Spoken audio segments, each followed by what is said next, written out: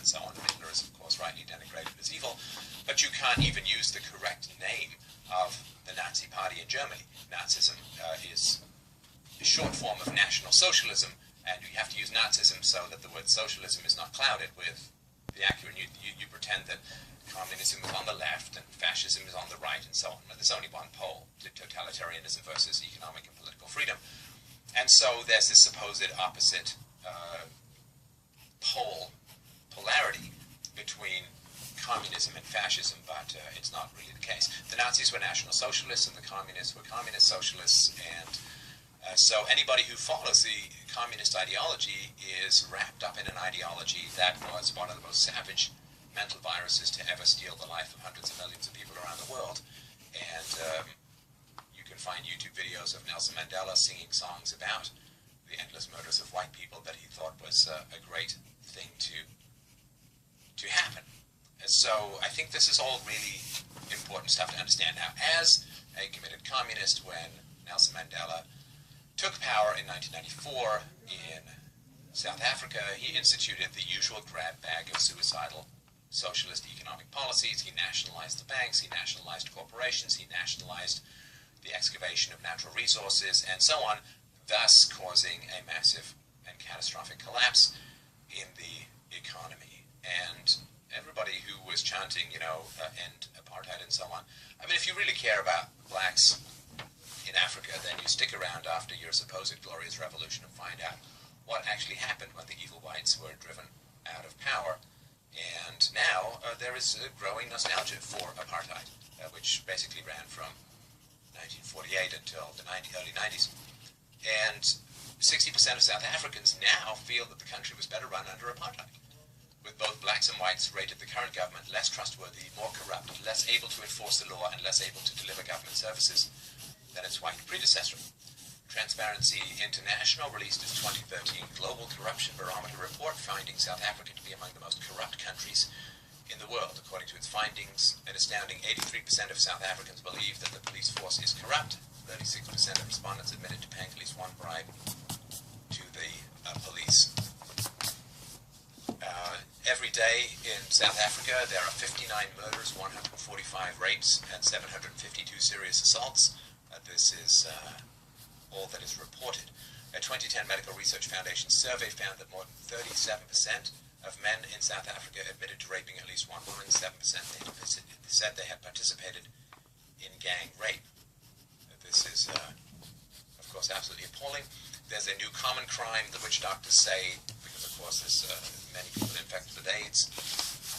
It's the rape of babies. Believe that having sex with a virgin is a cure for AIDS.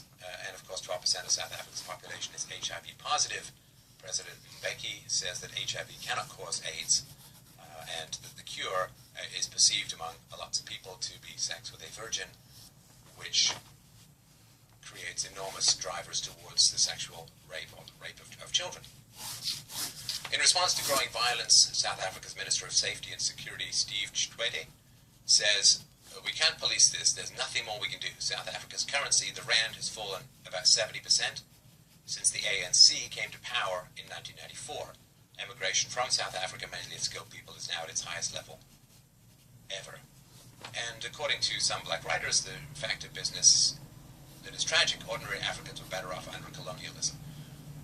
Colonial masters never committed anything near the murder and genocide seen under black rule in Rwanda, Burundi, Uganda, Nigeria, Mozambique, and other countries. Millions of blacks have been slaughtered in unspeakable ways, including hacking to death, boiling in oil, being set on fire and dismembered.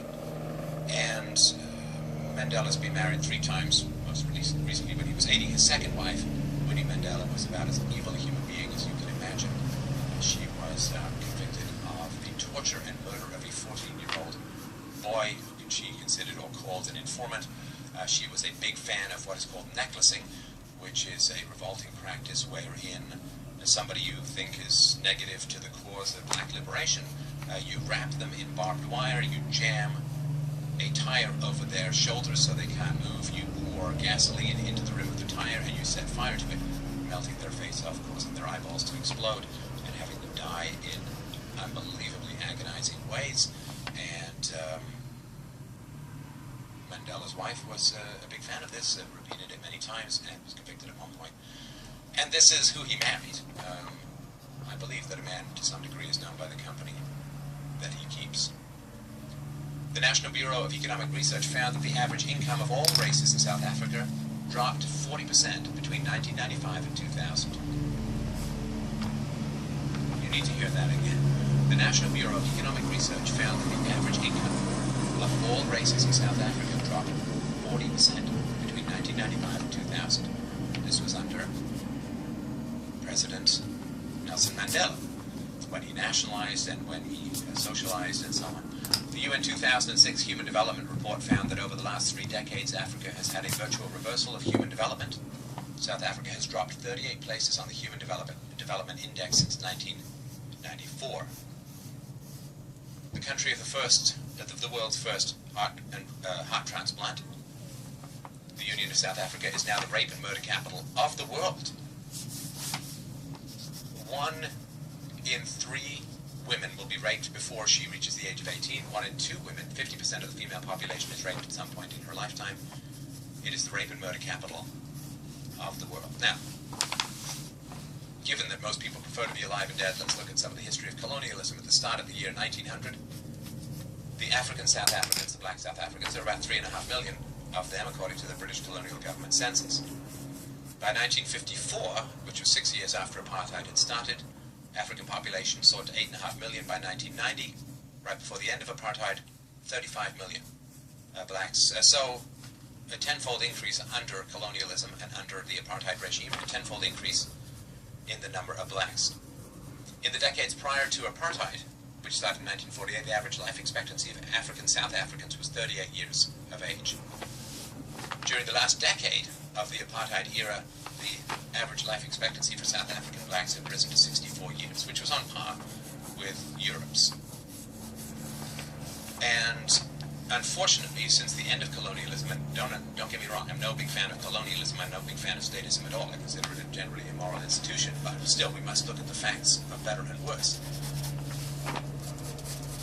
One of the things that's true about Africa, even under apartheid, is that the number of blacks who are struggling and striving and risking life and limb to get into South Africa from other of the crackpot dictatorships, black-run dictatorships in Africa, was huge. All the blacks in Africa pretty much wanted to get into South Africa. It was by far the safest place to be for a black person in the whole continent, which again is not huge praise for South Africa, but rather endless condemnation for the other dictatorships. The UN report said that Africa is the only continent where poverty had increased over the past 20 years. If you look at places like China and India, millions and millions and millions of people climbing out of poverty. If you just look at Nigeria alone,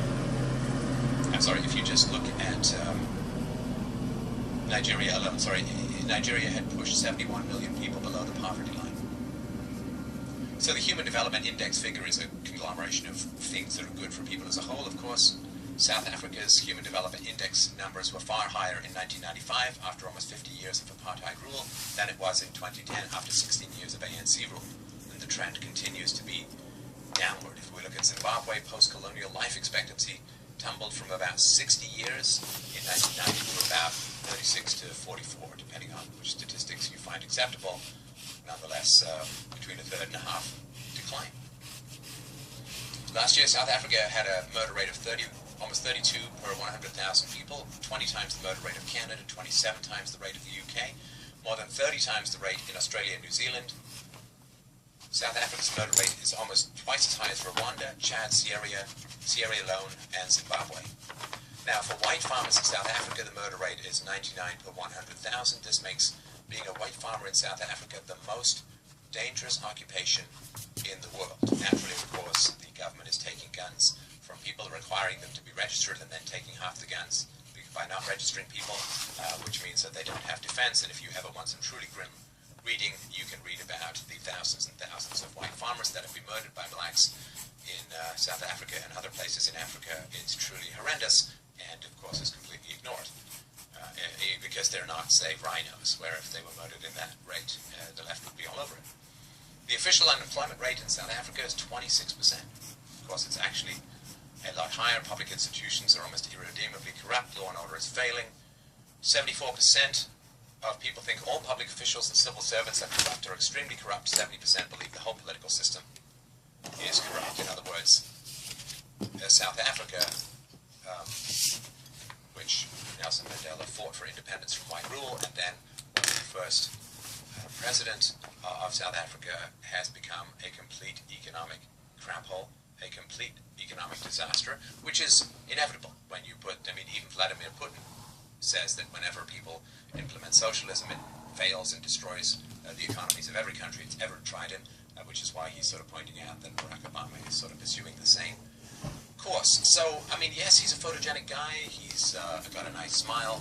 I don't know, if I'd been involved in bombing and if I'd started an organization that ended up slaughtering a whole bunch of kids, I'm not sure that having smiley photo ops with the Spice Girls would be number one on my list if I had been addicted to violence as a solution. And, of course, if I had placed myself at the head of a country that was now the number one murder and rape and sexual abuse capital of the world, I am not sure that I would be grinning like a sociopathic idiot all around the world and taking everybody's applause and praise when I had used a lot of violence in my youth, I had refused to renounce violence in my middle age, and I had engendered a system which had destroyed the remaining economy and freedoms of South Africa and resulted in a crime-based society that is only limited by, the statistics of crime in South Africa is only limited by the fact that very few people even bother going to the police anymore. The reality is that it is a murder pit and a rape pit, the entire country pretty much. Now, I think it's enormously dangerous to venerate this. I'll sort of make this last point, that when you live in a profoundly sick society, and we do frankly live in a profoundly sick society, you have to be very wary of people venerated by sick societies. Sick, evil, immoral, wretched societies tend not to worship really moral, virtuous, stand-up kind of people.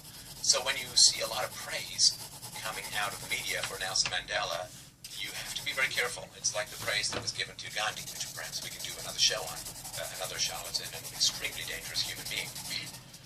So you really do have to be quite skeptical. I think it's very dangerous to venerate somebody who was so committed to violence and who used such violence in the seizure of private property as the president of South Africa in pursuit of his socialist, which is basically a theft-based political agenda. You really do have to be careful when he did not renounce violence, when he enthusiastically sang songs about murdering whites.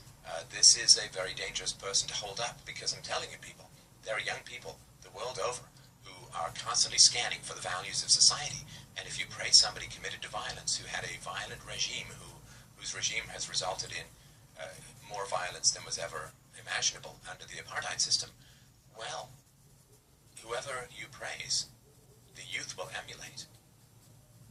Whoever you venerate, the youth will become. Please take care in who you praise.